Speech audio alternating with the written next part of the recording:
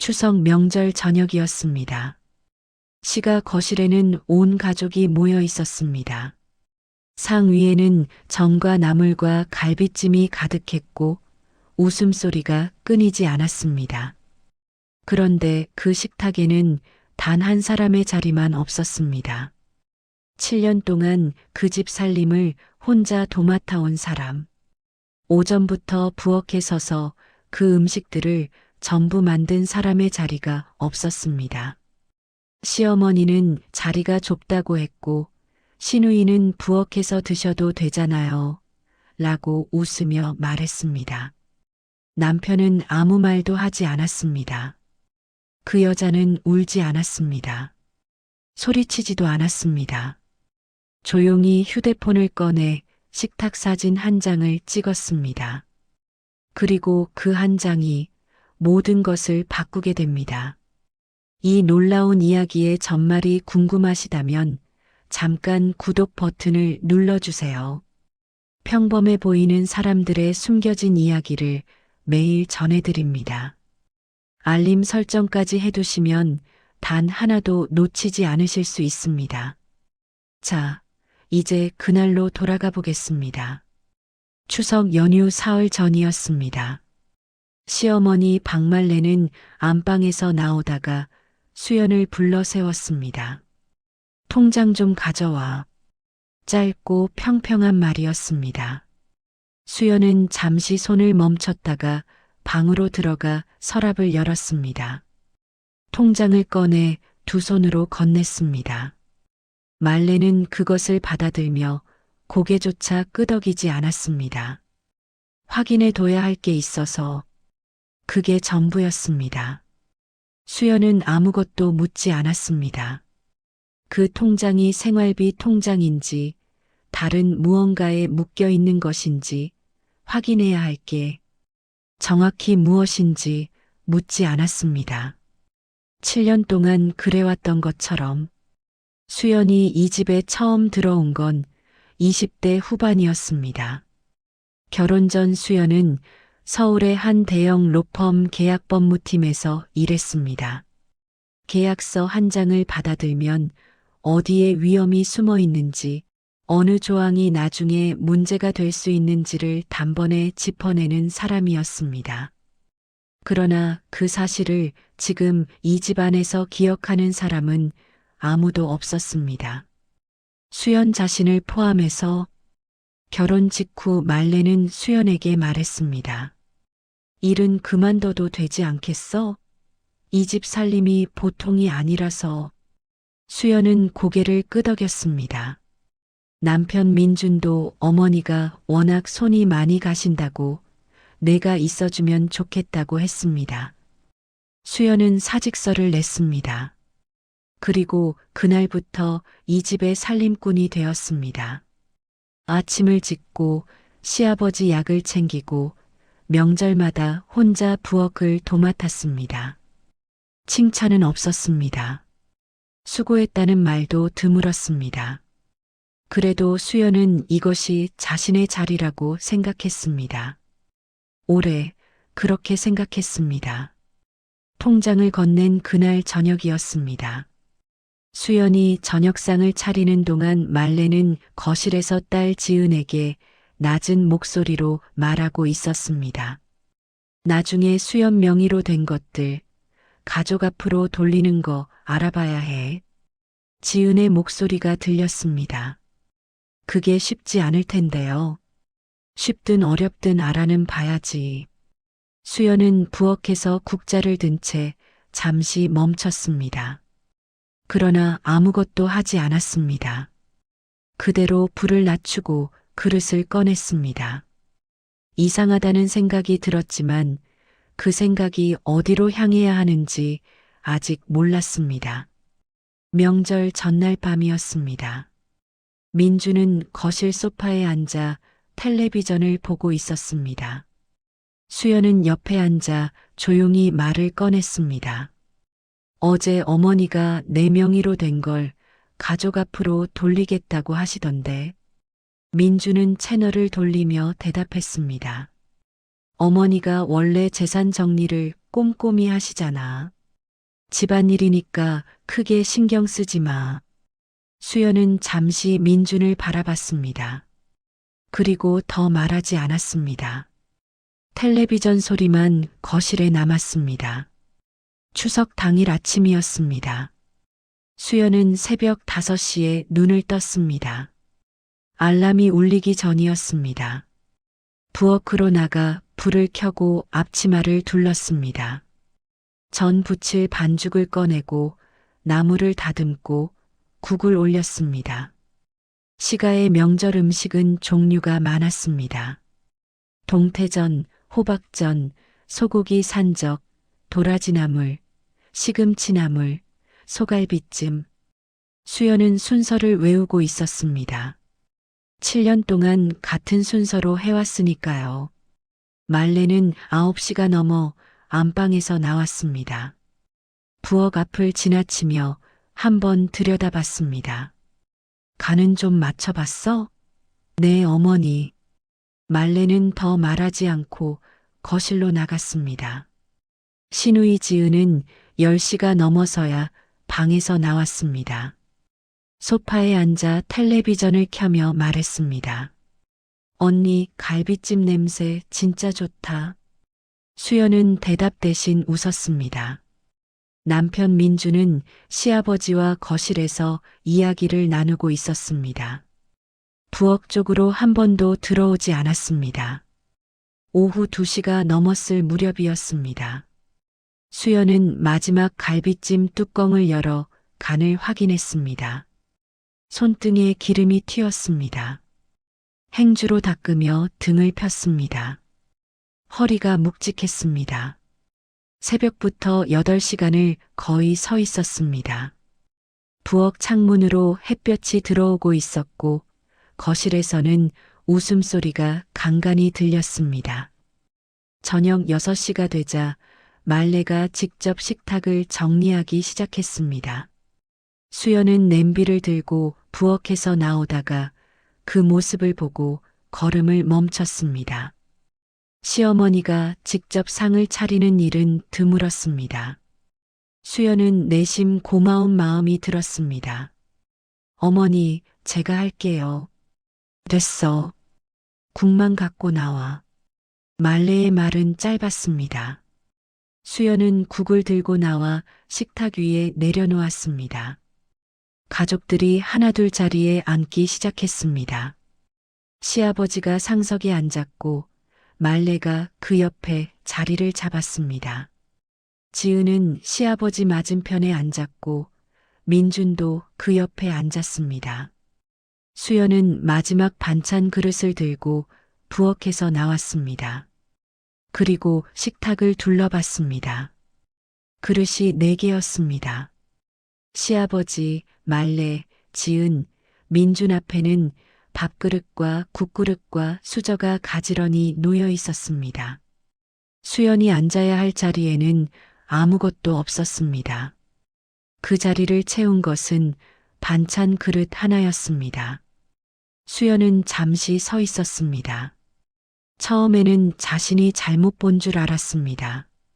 식탁을 한 번 더 천천히 살폈습니다. 빠진 것은 분명했습니다. 말레가 물을 한 모금 마시며 말했습니다. 오늘 자리가 좀 좁네. 식탁에는 5자리가 있었고 앉아 있는 사람은 4명이었습니다. 지은이 웃으며 말했습니다. 언니는 좀 이따 드셔도 되잖아요. 부엌에서 드셔도 되고. 지은의 말투는 가벼웠습니다. 나쁜 의도처럼 들리지 않았습니다. 그러나 그 말이 수연의 귀에는 이상하게 오래 머물렀습니다.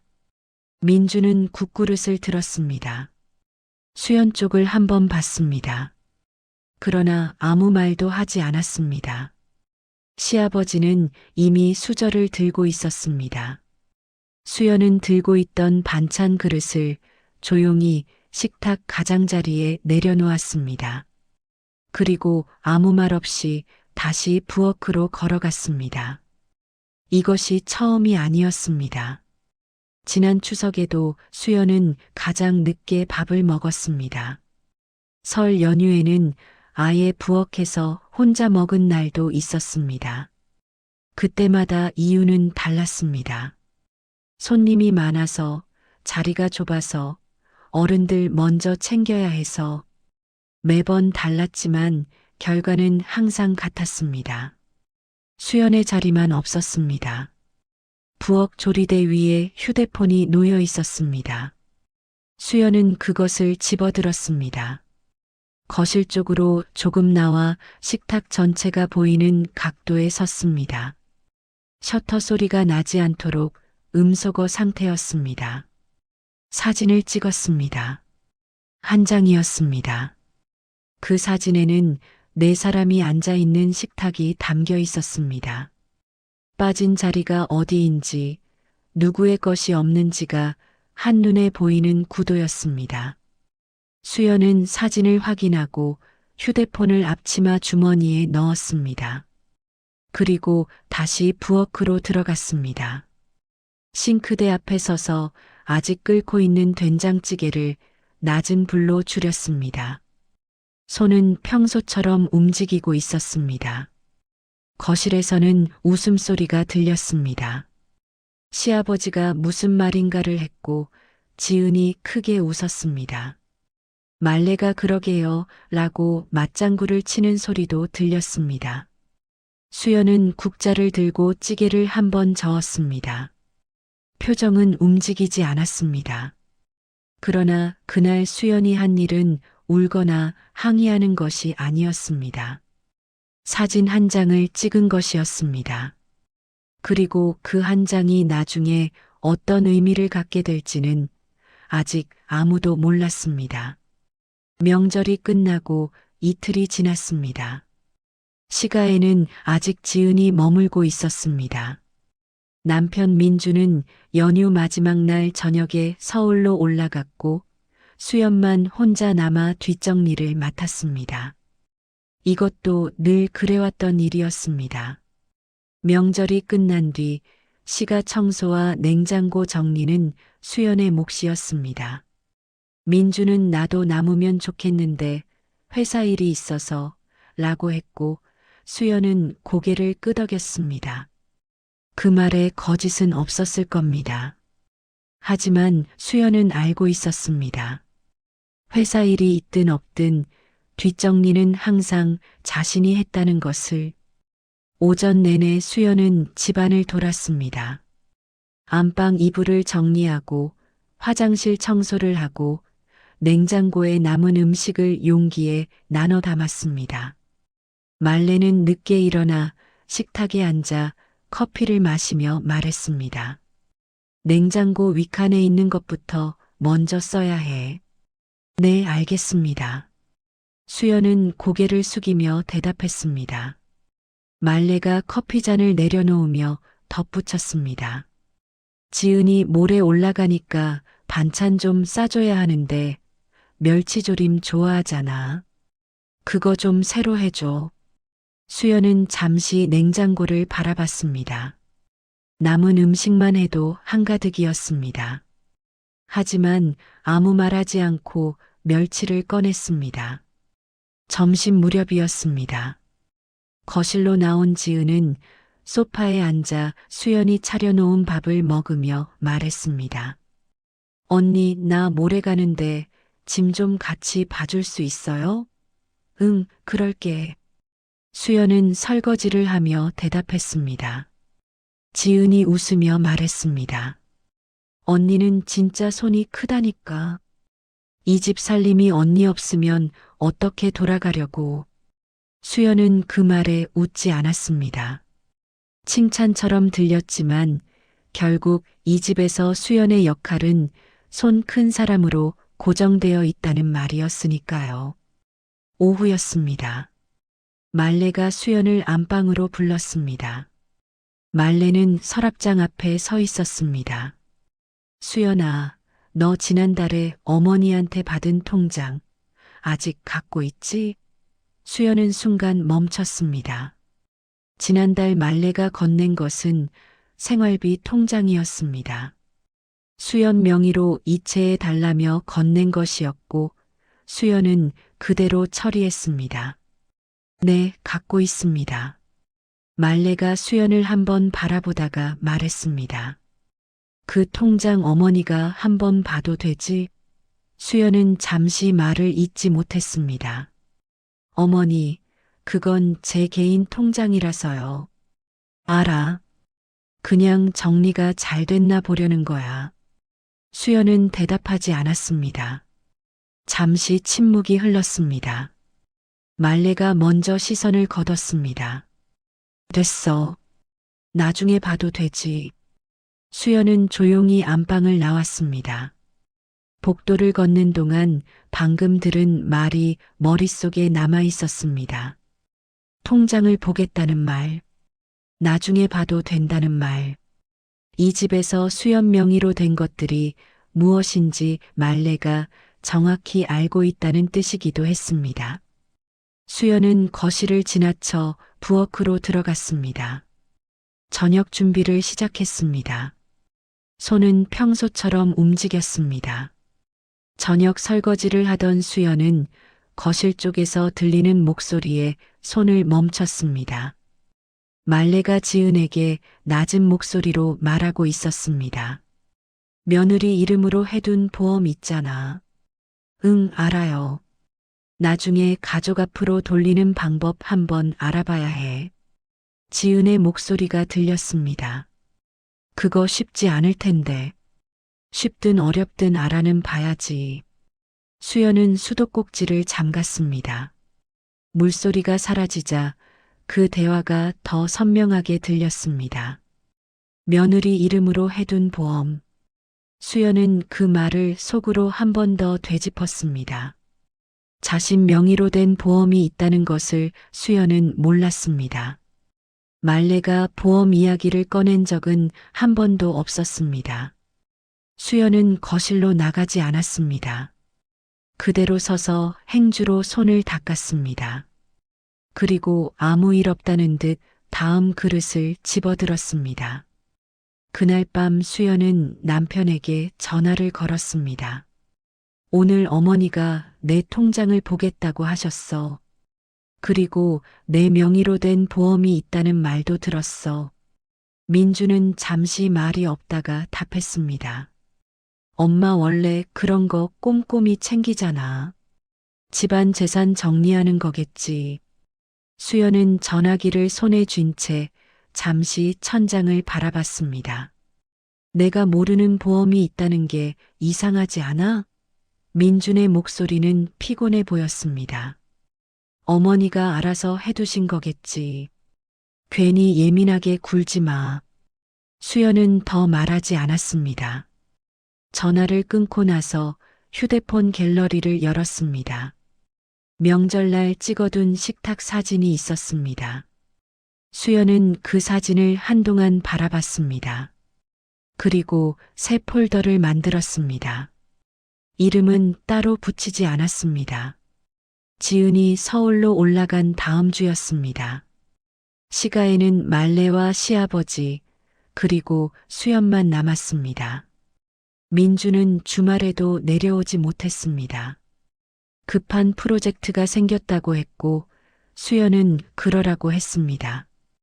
그 내내 수연은 시가 살림을 혼자 챙겼습니다. 아침을 차리고 시아버지 약을 챙기고 저녁을 짓고 설거지를 했습니다. 말레는 그 모든 것을 당연하게 받아들였습니다. 수고했어. 라는 말은 없었습니다. 이건 좀 싱겁네. 라는 말은 있었습니다. 수연은 웃으며 다음엔 더 간을 맞추겠습니다. 라고 했습니다. 토요일 저녁이었습니다. 말레의 오랜 친구 2명이 시가를 방문했습니다.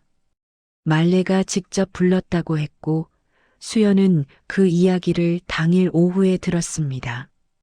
손님 오시니까 저녁 좀 신경 써서 해줘. 수연은 오후 내내 부엌에 있었습니다. 생선을 굽고 잡채를 만들고 국을 새로 끓였습니다. 손님들이 들어서며 말레에게 말했습니다. 살림 잘하는 며느리 뒀네. 말레가 웃으며 받았습니다. 그래도 아직 배울 게 많죠.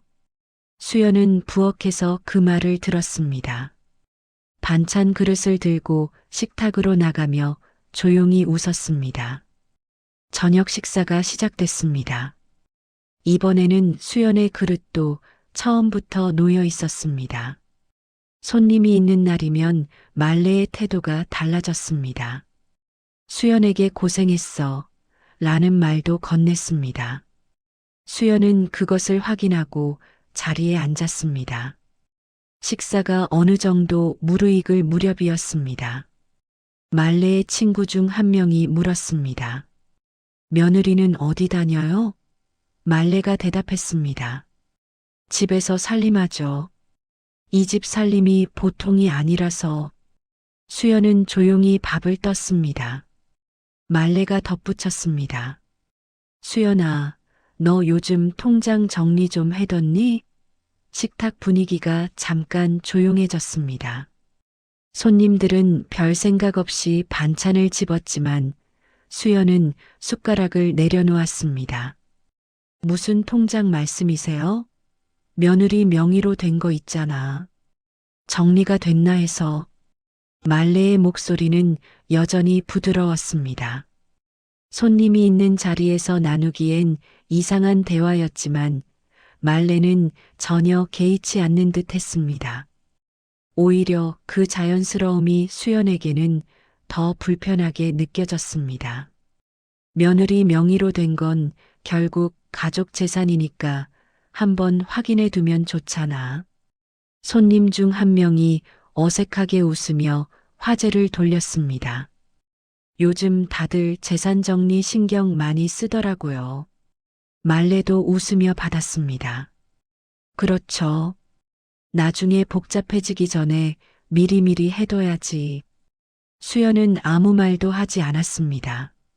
대신 천천히 숟가락을 다시 들었습니다. 표정은 바뀌지 않았습니다. 하지만 그 짧은 침묵 사이에 수연은 한 가지를 분명히 정리하고 있었습니다. 이것이 처음 나온 말이 아니라는 것.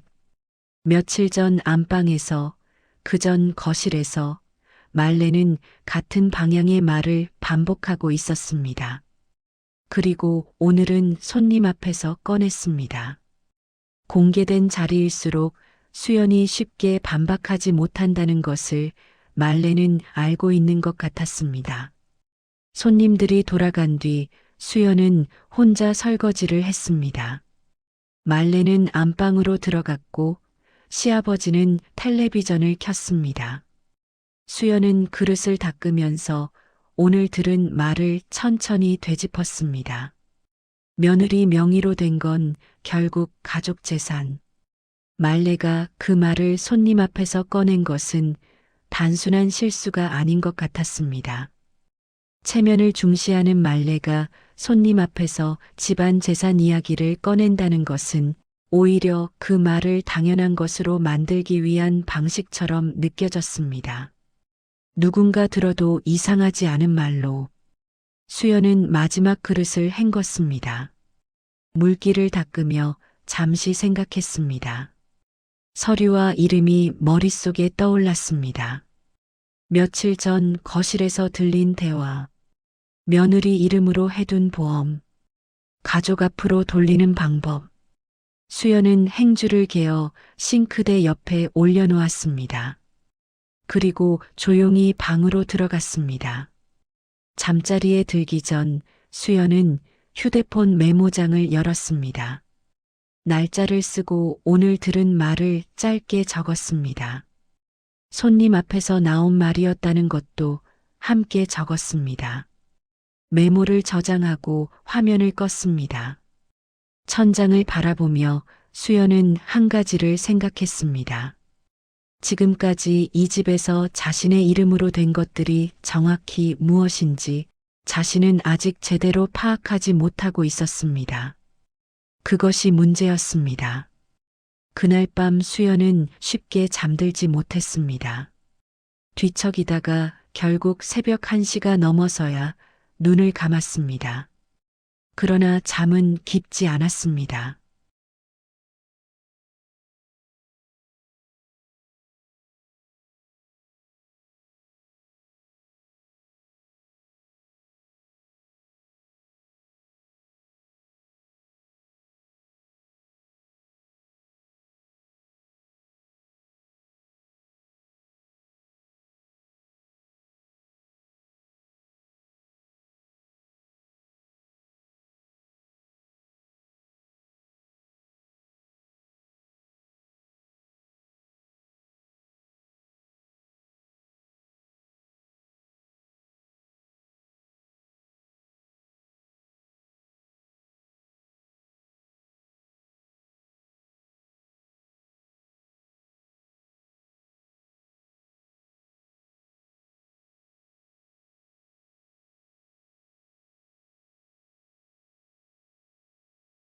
이른 아침이었습니다.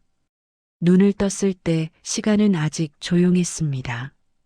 말레의 방에서는 아무 소리도 나지 않았고 시아버지의 기침 소리도 들리지 않았습니다. 수연은 조용히 자리에서 일어났습니다. 부엌으로 가서 물을 한 잔 마셨습니다. 창밖은 아직 어두웠습니다. 수연은 물잔을 내려놓고 잠시 복도 쪽을 바라봤습니다. 안방 문은 닫혀 있었습니다. 수연의 발걸음은 거실 쪽으로 향했습니다. 거실 한편에 오래된 나무 서랍장이 있었습니다. 그 아래 칸에 서류 보관함이 놓여 있었습니다. 수연이 이 집에 처음 들어왔을 때부터 그 자리에 있었고 관리는 늘 말레가 했습니다. 수연은 그 앞에 쪼그려 앉았습니다. 잠금 장치는 없었습니다. 손잡이를 잡고 천천히 당겼습니다. 서류함이 열렸습니다. 안에는 서류들이 여러 개의 클리어 파일에 나뉘어 꽂혀 있었습니다. 수연은 첫 번째 파일을 꺼냈습니다. 시아버지 명의 부동산 서류였습니다. 두 번째 파일에는 통장 사본 몇 장이 들어 있었습니다. 말레 명의 것도 있었고 시아버지 명의 것도 있었습니다. 수연은 그것을 천천히 넘겼습니다. 그리고 세 번째 파일을 꺼냈을 때 수연의 손이 멈췄습니다. 파일 겉면에 작은 글씨로 이름이 적혀 있었습니다. 수연의 이름이었습니다. 수연은 파일을 열었습니다. 안에는 보험 서류 2장과 통장 사본 1장이 들어 있었습니다. 보험 계약자는 말레였고 피보험자는 수연이었습니다. 수연은 그 서류를 한 줄씩 읽었습니다. 가입일은 수연이 이 집에 시집 온 지 2회가 지난 시점이었습니다. 보험료는 매달 수연명의 통장에서 자동이체로 빠져나가고 있었습니다. 수연은 그 통장을 기억하고 있었습니다. 말레가 생활비 통장이니까 잘 관리하라며 건네줬던 것이었습니다. 매달 일정 금액이 들어오고 생활비로 나간다고 알고 있었습니다. 빠져나가는 금액 중 일부가 보험료였다는 것은 몰랐습니다. 수연은 통장 사본을 다시 봤습니다. 이체 항목 중 보험사 이름이 적힌 행이 있었습니다. 매달 같은 날짜, 같은 금액이 빠져나가고 있었습니다. 수연은 그것을 손가락으로 짚었습니다. 이 통장이 단순한 생활비 통장이 아니었다는 것이 이제야 눈에 들어왔습니다. 손이 잠시 떨렸습니다. 수연은 서류를 내려놓고 손을 무릎 위에 올렸습니다. 숨을 한번 고르게 내쉬었습니다.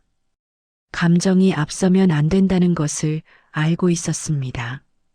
수연은 다시 서류를 들었습니다. 보험 수익자 란을 찾았습니다. 수익자는 말레였습니다. 수연은 그 이름을 한동안 바라봤습니다. 자신도 모르는 사이에 가입된 보험, 자신의 통장에서 빠져나가는 보험료, 그리고 수익자는 시어머니. 수연은 조용히 휴대폰을 꺼냈습니다. 서류를 한 장씩 사진으로 찍었습니다. 보험 서류 2장, 통장 사본 1장, 총 3장의 사진이었습니다. 그것을 이름 없는 폴더에 저장했습니다. 서류를 원래 순서대로 파일에 넣고 파일을 서류함에 다시 꽂았습니다. 서류함을 닫았습니다. 수연은 그 자리에 잠시 더 앉아 있었습니다. 거실은 여전히 조용했고 안방에서는 아무 소리도 들리지 않았습니다. 수연은 천천히 자리에서 일어났습니다. 부엌으로 돌아가 밥솥에 쌀을 안쳤습니다. 아침을 준비하는 손은 흔들리지 않았습니다. 그날 오전이었습니다. 수연은 남편에게 전화를 걸었습니다. 민준 씨, 나 이름으로 된 보험이 있어. 어머니가 계약자고 내가 피보험자인데 수익자가 어머니야. 내가 모르는 사이에 가입된 것 같아. 민주는 한동안 말이 없었습니다. 그러다 말했습니다. 어머니가 가족 챙기려고 해두신 거겠지. 수연은 전화기를 쥔 채 한 번 더 말했습니다. 내가 서명한 기억이 없어. 보험료가 내 통장에서 빠져나가고 있었는데 나는 그것도 몰랐고. 민준의 목소리가 조금 굳었습니다. 일단 내가 어머니한테 여쭤볼게. 지금 당장 뭘 어떻게 하려는 건 아니지? 수연은 잠시 침묵했습니다. 그리고 조용히 말했습니다. 아니, 당장은 아니야. 전화를 끊고 수연은 휴대폰을 내려놓았습니다. 민준이 말레에게 물어볼 것이고 말레는 대수롭지 않게 넘길 것이고 민준은 그것으로 마무리됐다고 생각할 것이었습니다. 수연은 그 흐름을 알고 있었습니다. 그래서 기다리지 않기로 했습니다. 수연은 휴대폰을 들었습니다. 이틀 전부터 인터넷 카페에서 찾아둔 번호가 있었습니다. 무료 법률 상담 기관이었습니다. 수연은 그 번호를 눌렀습니다. 예약 가능한 날짜를 물었고 나흘 뒤 오전 시간을 잡았습니다. 전화를 끊고 날짜를 메모장에 적었습니다. 그리고 냄비에 물을 받으러 부엌으로 들어갔습니다. 점심 준비를 시작할 시간이었습니다. 법률 상담 예약을 잡은 다음 날이었습니다. 수연은 오전 내내 평소와 다름없이 움직였습니다. 아침을 차리고 시아버지 약을 챙기고 빨래를 돌렸습니다. 말레는 식탁에 앉아 커피를 마시며 텔레비전을 봤습니다. 수연은 그 옆을 오가며 상을 치웠습니다. 겉으로 달라진 것은 아무것도 없었습니다. 오후였습니다. 말레가 낮잠을 자러 안방으로 들어갔습니다. 시아버지도 방에서 쉬고 있었습니다. 집안이 조용해졌습니다. 수연은 방으로 들어가 문을 닫았습니다. 그리고 휴대폰을 들었습니다. 찍어둔 보험 서류 사진을 다시 열었습니다. 보험사 이름을 확인했습니다. 고객센터 번호를 검색했습니다. 전화를 걸었습니다.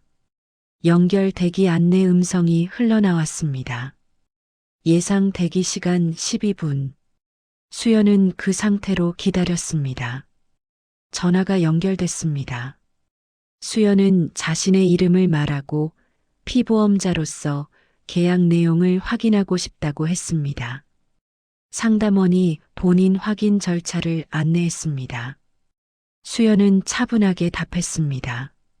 주민등록번호, 가입자 정보, 계약번호. 상담원의 목소리가 잠시 멈췄다가 다시 이어졌습니다. 확인됩니다. 어떤 내용을 알고 싶으신가요? 수연은 또렷하게 말했습니다. 계약자와 피보험자가 다른 구조에서 수익자 변경 시 피보험자 동의가 필요한지 확인하고 싶습니다. 그리고 현재 수익자가 누구로 되어 있는지도요. 상담원이 잠시 시스템을 조회했습니다. 현재 수익자는 계약자분으로 등록되어 있습니다. 그리고 저희 상품의 경우 수익자 변경은 계약자 단독으로 신청이 가능합니다. 피보험자 동의는 별도로 요구되지 않습니다. 수연은 메모장에 그 내용을 받아 적었습니다. 피보험자로서 계약 내용 열람은 가능한가요? 네, 가능합니다. 피보험자 본인 확인 후 서면으로 요청하시면 됩니다. 수연은 절차를 물었고 상담원은 순서대로 안내했습니다. 통화가 끝났습니다. 수연은 메모를 저장하고 화면을 껐습니다. 피보험자 동의 없이 수익자 변경이 가능한 구조. 수연은 그 문장을 한 번 더 읽었습니다. 말레가 이미 알아보고 있던 것이 바로 이것이었습니다. 수익자를 변경하거나 보험을 해지하거나 어떤 방식으로든 처리할 수 있는 권한이 계약자인 말레에게 있었습니다. 수연은 통화 내용을 다시 한번 확인했습니다. 그리고 한 가지를 정리했습니다. 서두르면 안 됐습니다. 그러나 더 이상 기다려서도 안 됐습니다.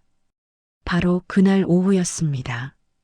부엌에서 저녁 준비를 하던 수연은 말레의 목소리를 들었습니다. 안방 문이 살짝 열려 있었고 말레가 전화 통화를 하고 있었습니다. 며느리 명의로 된 보험 수익자 변경 절차가 어떻게 되나요?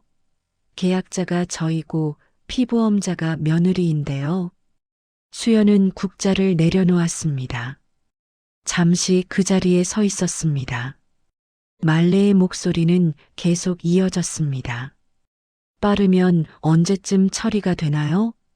수연은 가스불을 낮췄습니다.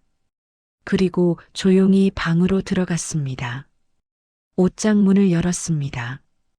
안쪽에 캐리어가 있었습니다. 수연은 그것을 꺼내지는 않았습니다. 대신 바닥에 앉아 생각했습니다. 나흘 뒤 법률 상담. 그 전에 말레가 수익자 변경을 완료할 수도 있었습니다. 수연은 휴대폰을 들었습니다. 법률 상담 기관에 다시 전화를 걸었습니다. 예약을 당길 수 있는지 물었습니다. 내일 오전에 취소 자리가 하나 있다고 했습니다. 수연은 그 자리를 잡았습니다. 전화를 끊고 수연은 잠시 앉아 있었습니다. 옷장 안의 캐리어가 눈에 들어왔습니다. 수연은 천천히 그것을 꺼냈습니다. 소리가 나지 않도록 조심스럽게 바닥에 내려놓았습니다. 서랍을 열어 속옷과 여벌옷을 조용히 넣었습니다. 책상 서랍 안에 따로 보관해 두었던 서류 봉투를 꺼냈습니다. 그 안에는 보험 서류와 통장 사본을 출력한 것, 그리고 메모장에 날짜별로 정리해 둔 내용들이 들어 있었습니다. 수연은 그 봉투를 캐리어 안쪽 주머니에 밀어 넣었습니다. 아직 다 넣지 않은 것들이 있었습니다. 캐리어를 다시 옷장 안으로 밀어 넣었습니다. 문을 닫았습니다. 방에서 나와 부엌으로 돌아갔습니다. 국이 끓고 있었습니다. 수연은 불을 다시 올리고 간을 봤습니다. 조금 싱거웠습니다. 소금을 조금 더 넣었습니다. 말레가 부엌 입구에 서서 말했습니다. 저녁은 간단히 해. 네. 수연은 돌아보지 않고 대답했습니다.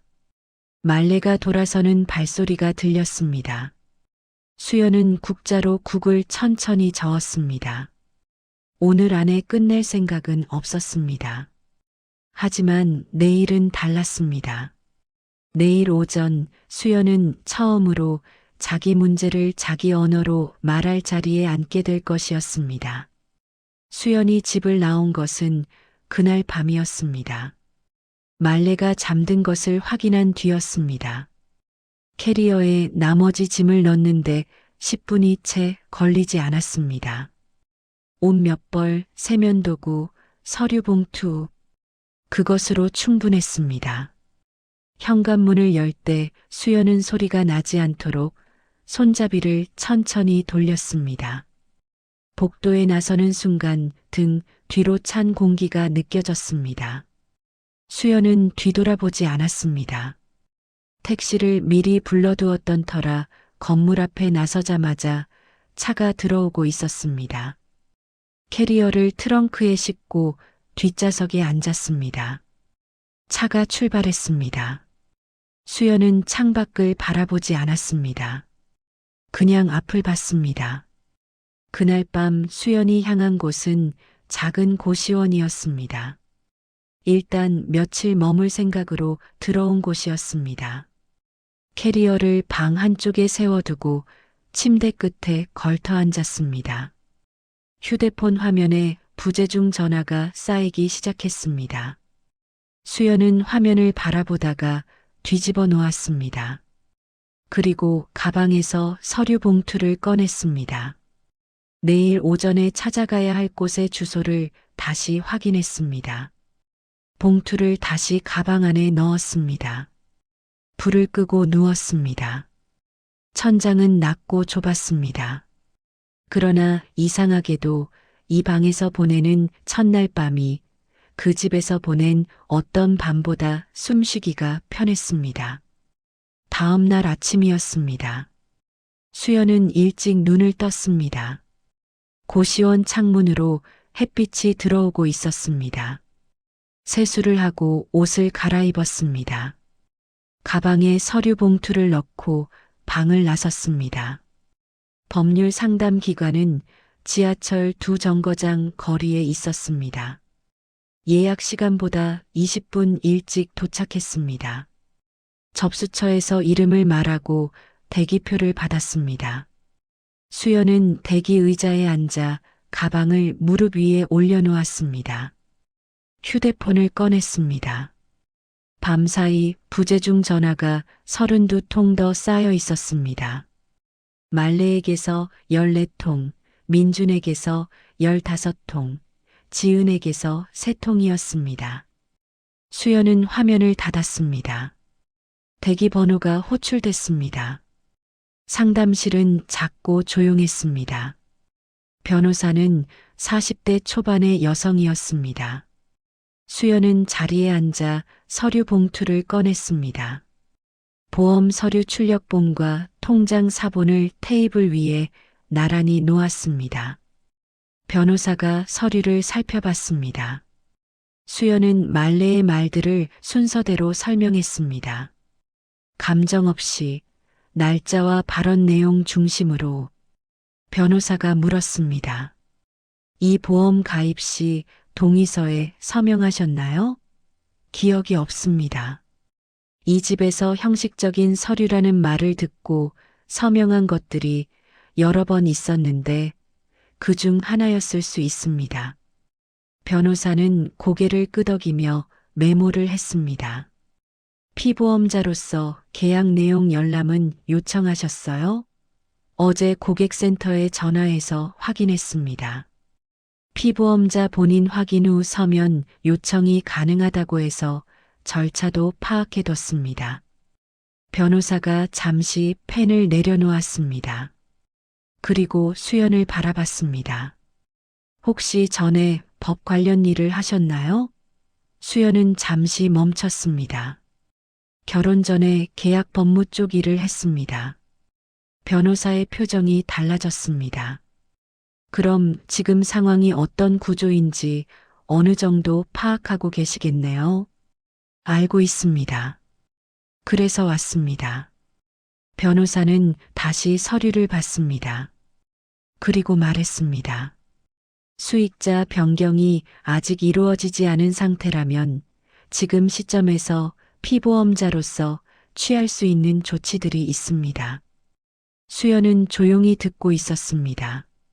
메모장을 펼쳐 변호사가 설명하는 내용을 받아 적었습니다. 접수 순서, 효력 발생 시점, 각 단계별 필요 서류. 7년 동안 잠들어 있던 언어가 하나씩 깨어나고 있었습니다. 상담은 30분 남짓 이어졌습니다. 상담실을 나온 수연은 건물 밖 벤치에 잠시 앉았습니다. 봄 햇볕이 약하게 내리쬐고 있었습니다. 수연은 메모장을 펼쳐 방금 적은 내용을 다시 읽었습니다. 해야 할 것들이 정리돼 있었습니다. 순서가 있었고 각각의 절차가 있었습니다. 수연은 그것을 한 줄씩 읽었습니다. 그 시가에서는 말레가 민준에게 전화를 하고 있었습니다. 야, 수연이 서류함 건드린 것 같아. 민준의 목소리가 굳었습니다. 무슨 서류요? 며느리 명의로 된 보험 서류 말이야.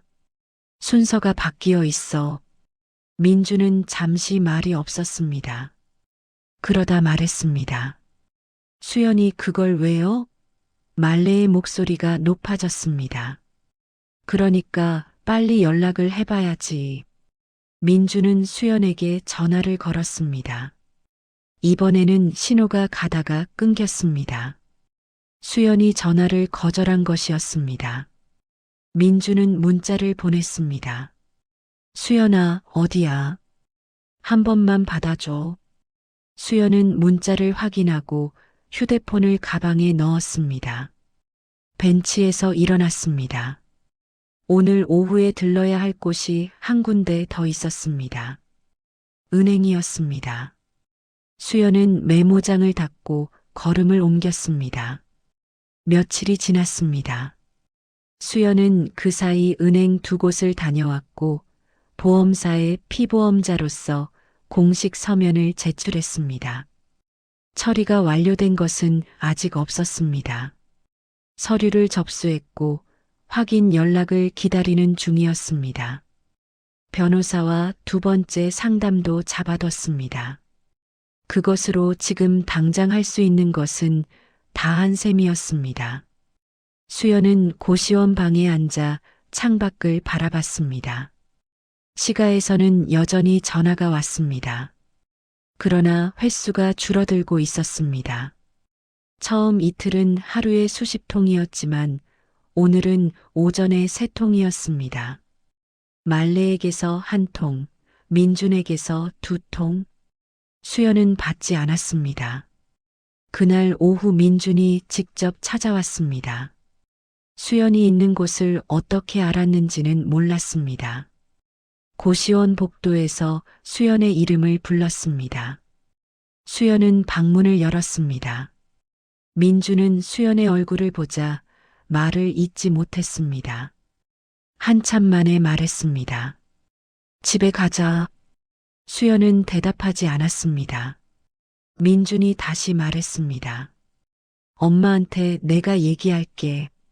서류 문제도 내가 정리할게. 수연은 민준을 바라봤습니다. 그 얼굴에 거짓은 없어 보였습니다. 그러나 수연은 알고 있었습니다. 민준이 말레에게 강하게 말하지 못한다는 것을. 정리하겠다고 했지만 그 정리가 누구를 위한 정리인지는 아직 알 수 없다는 것을. 민준 씨, 나는 지금 집으로 돌아가는 게 문제가 아니에요. 수연의 목소리는 낮았습니다. 내 이름으로 된 것들이 어떻게 쓰이고 있었는지 나는 그걸 몰랐어요. 7년 동안 민준은 아무 말도 하지 못했습니다. 그게 먼저예요. 집에 돌아가는 건 그 다음 이야기예요. 민준이 돌아간 뒤 수연은 방 안에 혼자 남았습니다. 서류 봉투를 꺼내 그 안의 것들을 다시 한번 확인했습니다. 보험 서류 출력본, 통장 사본, 상담 메모.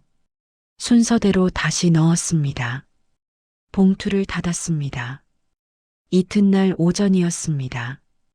두 번째 법률 상담이었습니다. 변호사 최선영은 수연이 제출한 서면 접수 결과를 함께 검토했습니다. 이 구조에서 피보험자로서 취할 수 있는 조치는 크게 두 가지입니다. 하나는 계약 내용 공식 열람 요청이고 다른 하나는 보험료 납부 내역에 대한 부당이득 반환 청구입니다. 수연은 메모장에 받아 적으며 물었습니다. 두 가지를 동시에 진행할 수 있나요? 가능합니다. 다만 반환 청구는 납부 시점부터 소멸시효를 따져야 합니다. 그건 이미 확인해 뒀습니다. 변호사가 잠시 수연을 바라봤습니다. 얼마나 됐죠? 법무팀 일을 6년 했습니다. 결혼하면서 그만뒀고요. 변호사가 조용히 말했습니다. 지금 다시 시작하셔도 되겠는데요. 수연은 그 말을 듣고